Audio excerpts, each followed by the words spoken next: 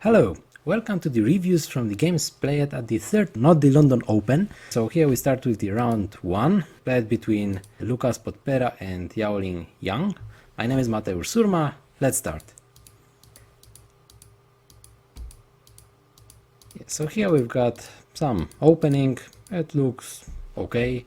In the actual game, Black decided not to play the Joseki. Like normally the Joseki is to play something like this or like this, but now if we are looking that Black has already 2 stones in the top right corner, now it might be like a bit more interesting for Black to play something in the center. In the actual game, Black decided to play like this, so that Black doesn't give extra power to this what is already strong.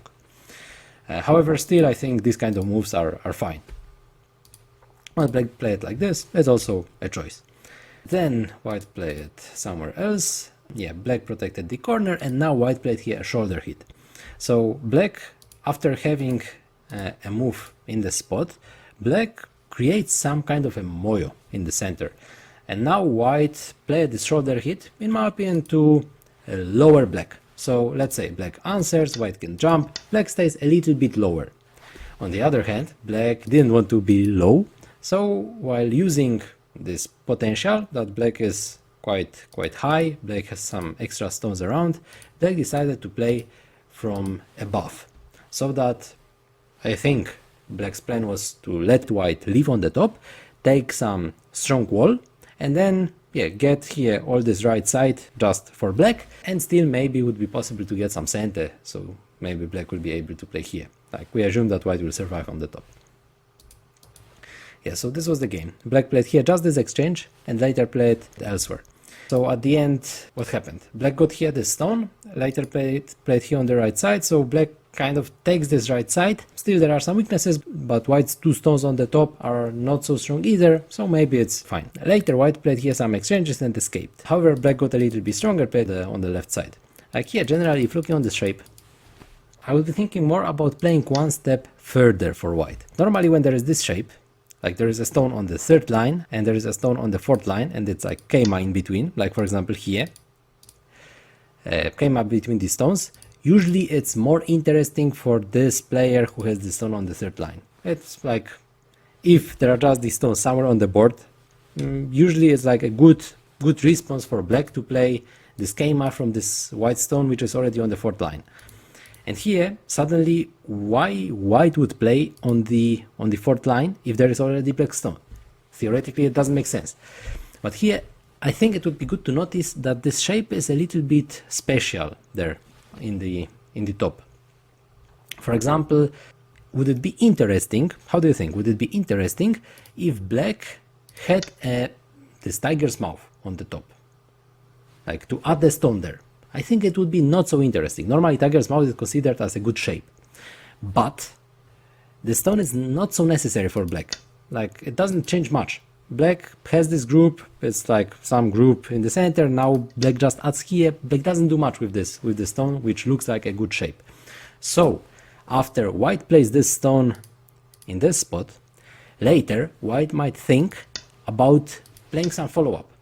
So when White plays this kind of move, and Black would need to come back at some point, maybe not now anyway White can cut, so it's difficult for Black to play this way, but even if Black would need to play here on the 2nd line to play this tiger's mouth, and even if somehow Black would be connected, this exchange, this A for B, it should be an interesting exchange for White, because White makes Black play there where it was not so necessary, and at the same time White creates here this weakness, the 2nd weakness here in this spot. And also White gets this extra stone in the center, which might help with some future escape. So this move, actually, this attachment, it creates 2 weaknesses. When White plays in this spot, later it's possible to play like this, to cut a stone, and it's also possible to play like this. And if Black wants to protect both while playing here, it's just not so good, right? This shape, Black's shape doesn't look so nice. So now White suddenly is able to escape in an easier way. In the actual game, White didn't play here, White played this way, so now it's more difficult to play this kind of move. It just doesn't really work, right? If Black plays elsewhere, like Black played here in the game, now it's not possible to play this kind of vital point, because Black will just play from the other side. So after this, black can just play, even sacrifice these 3 stones and just kill these 2 stones which are on the right side. So in the game, white played just simply here, black answered, black was able to answer there without sacrificing the stone. Then white jumped, yeah, and we've got this shape. Then white played here, not to let black create some kind of extension from this own group, and later black played here on the top on the second line. So if we are looking now, actually black played here some move which might look quite weird. Black played this jump.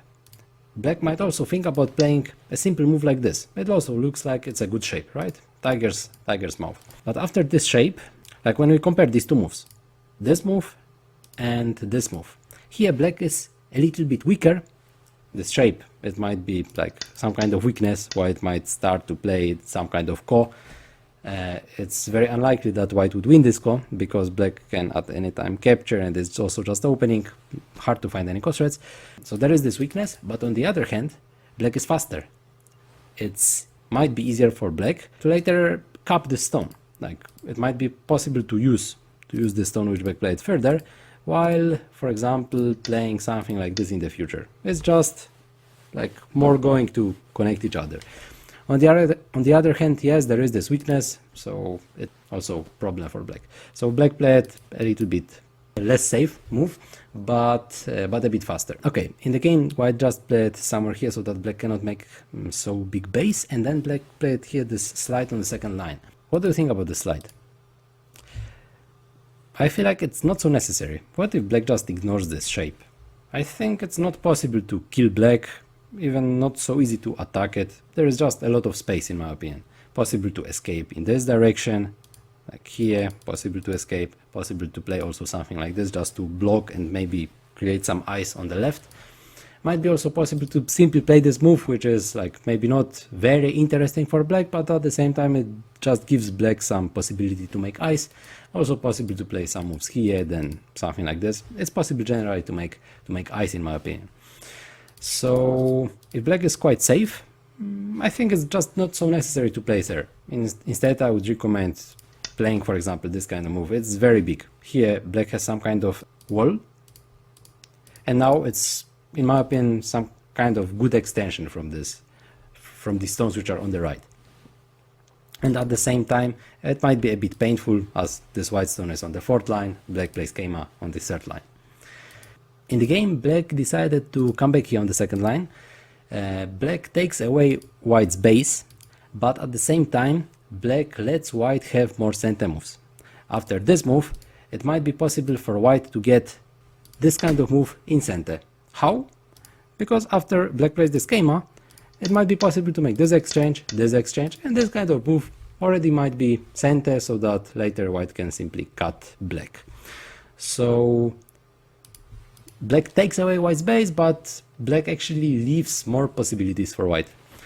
And also, if white is able to play these kind of exchanges, we can also notice that black's shape is not so perfect. Like white was able to play some exchanges in center.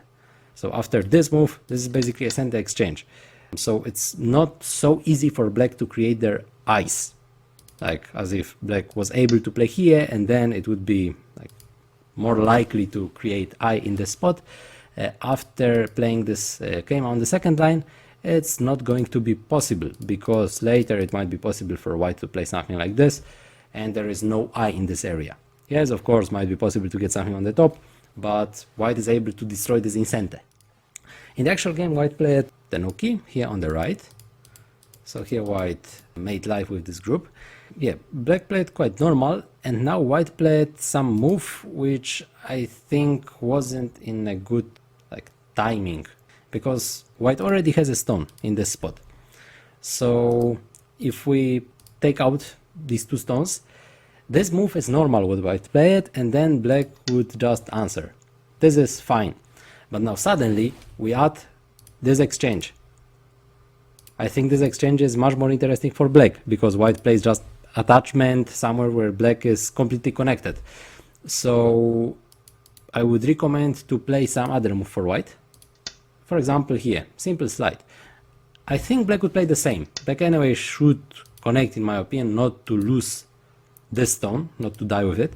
So black can connect like this or like this, but this move anyway leaves less weaknesses for black, so I think black would anyway choose this move. And what's the difference between this move for white and this move for white? It's endgame, and actually quite big endgame. After this exchange, later black will be able to play in this spot, at center for black. And if white plays like this, black doesn't have any center moves here on the second line. Black can just come back and that's it.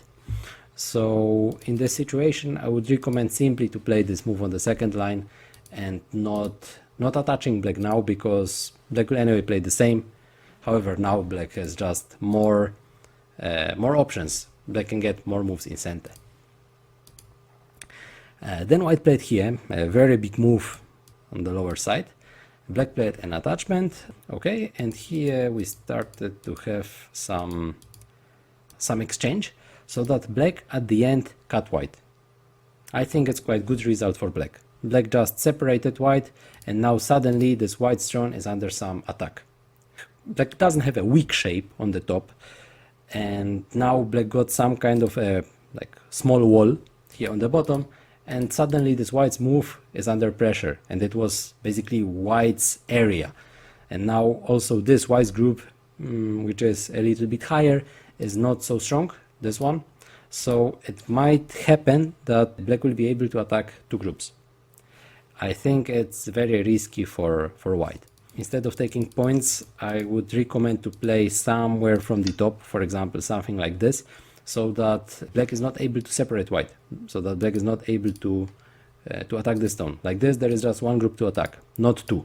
I think it would be good for white to have some moves letting connect, like this stone on the left with something in the center. And later, yeah, just attacking black. In the game, white took points, but now black attacked white.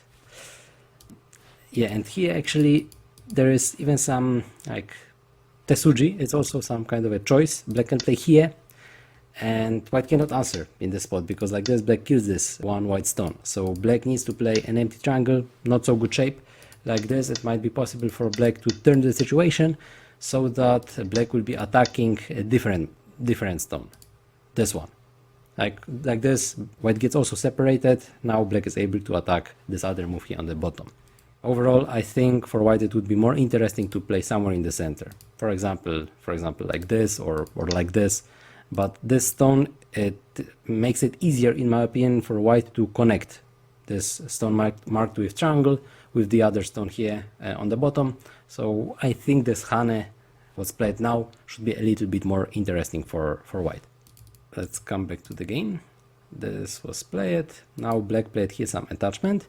Black is just thinking that if white answers, then it's a good exchange. Black has extra stone in the center. White didn't come back like this. White tries to resist. So like this, there is some weakness on the bottom, but white puts pressure over these black stones. So let's check what's going on. Here suddenly there were some cuts, and after checking several next moves, they are quite difficult. Yeah, fight. Now suddenly it turned out that black connected, white got separated, and I feel like it's a very good result for black. Black just made life. Here after this move, black also played some exchange, and here super nice Tesuji. So white cannot really capture this move, because then black kills these 4 stones. So after all these exchanges, suddenly black made life. Here this one is also center for black, so black separated these 2 white groups as well. I think it's kind of a disaster for white, or this result. We can actually notice that white didn't play this exchange. Why didn't play this exchange? And this could be very interesting exchange in the actual game, so that later it would be possible to kill this stone if we play the same moves. Actually, this kind of exchange, I feel like it's very unlikely that it would be a bad exchange. Why? Because anyway, it's not possible for white to really get anything. Like white will not play this exchange from the other side, right? Like this, it's not this direction of playing for white. What else could white do if not playing this exchange? Playing something like this, anyway, it's not gonna be centered, because black is able to play this Atari at any point. So white doesn't have any other possibility to get something there. So because of this, I think this exchange should be just a good exchange for white. Like this, black has less space to create any ice. And after this exchange, if we play the same moves, like this, if we play the same moves, how it was played like this, then it's not possible for black to escape. Like this, white just kills these 3 stones in the center. And if white doesn't play this exchange, and we just continue as it was played in the actual game, like this, now black is able to escape, and after this black can simply sacrifice. Black can just sacrifice these stones on the bottom. Black can just play like this. Now black kind of kills these stones if white will play here to kill this group on the bottom, and this is all the time under big pressure, these other stones on the top.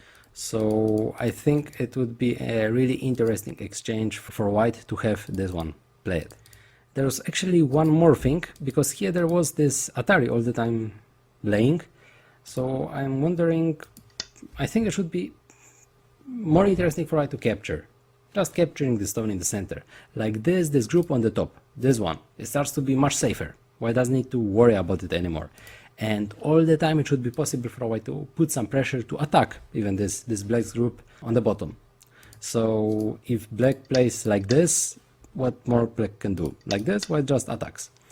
Maybe black can play to get a little bit more out of this shape. If black plays this way, now, yeah, black has a little bit more interesting shape, or if white plays somewhere like this, then black gets a little bit better shape, because now suddenly this white's move is attaching black's wall. But overall, still, I think it should be very interesting for white to attack.